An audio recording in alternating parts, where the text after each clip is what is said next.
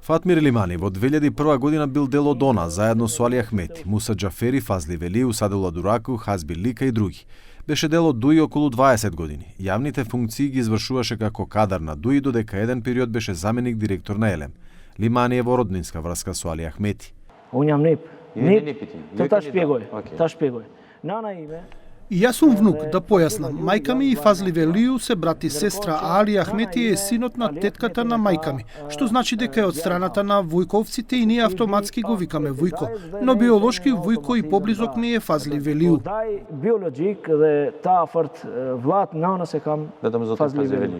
Во 2021 година ги расипа односите со ДУИ по неговото незадоволство и се кандидираше како независен за градоначалник на Кичево. Кратко време беше дел од огнената група, заедно со неколку високи функционери на ДУИ, кои изразија незадоволство од владењето на партијата на Ахмети и посебно од назначувањата во извршната власт. Во меѓувреме, на почетокот на 2022 година и официјално стана дел од движењето БЕСА. Сега Лимани со БЕСА е дел од владината коалиција во рамките Вреди. Назначен е за министер за социјална политика, демографија и млади.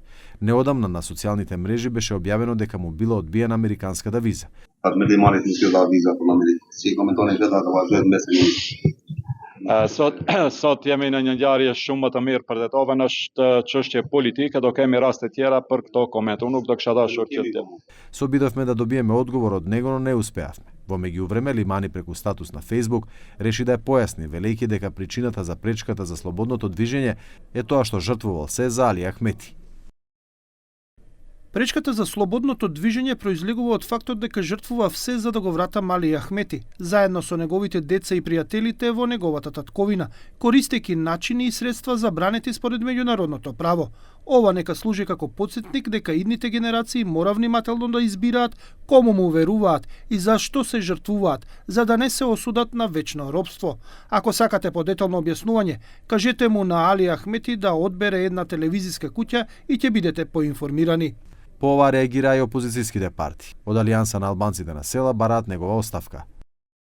Бараме итна оставка или разрешување на Фатмир Лимани. Ова не е само личен неуспех од негова страна, туку црна дамка на целата влада. По ова следуваше нова објава на Лимани на Facebook. А што ако визата не е одбиена од Тосун Паша? Не викај опа пред да се прескокне браздата. Амбасадата на САД често знае да ги одбие визите на политичарите, посебно кога станува збор за корупција. Порано се зборуваше дека на еден министер на ДУИ не му беше дадена виза, а потоа на црната листа на Стет департментот беше ставен екс вице-премиерот Артан Груби.